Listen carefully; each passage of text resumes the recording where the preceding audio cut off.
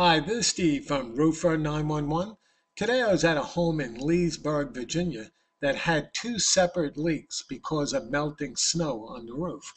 Now, when you look at this main picture, there was 14 inches of snow on this roof, and it was all the way up to the top of the ridge vent. And this causes all sorts of problems, especially if the ridge vent is not installed correctly or if it's not waterproofed properly underneath. Now, this is an aluminum ridge vent, and the contractors who initially did the installation, they just nailed it into place and they never sealed underneath. So when the heat inside the attic is melting the snow outside, the water is backing up underneath the ridge vent and it's leaking inside the home. And here, this was an infrared photo that I took inside the attic, right in this area. And where you see the dark purple, that's all wet plywood. So the first thing we needed to do was take off this entire line of ridge vent. But before we did that, we had to clean up all the snow.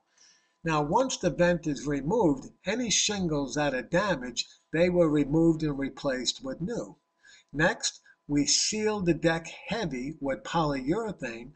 Then the new ridge vent was pressed right into the sealant and fastened into the rafters underneath. Now with the polyurethane, it will block any water from getting underneath the ridge vent from melting snow, driving rain, or heavy downpours. Now, when you look at this other infrared photo, this was inside the bedroom right in this area, and there's a window right here. And that leak was straight back into the house, about maybe 2 to 3 feet in. And the reason why is this ridge vent here was not sealed underneath as well.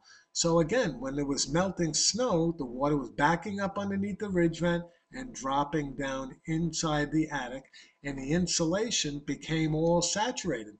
Now, when the insulation becomes completely saturated, then the water lets loose, and then you see the damage inside. So we had to perform the same procedures here, and there was about maybe 26% moisture here. So with that type of wetness, the whole ceiling in this area here had to be removed and replaced with new insulation and drywall, because otherwise they could have developed mold.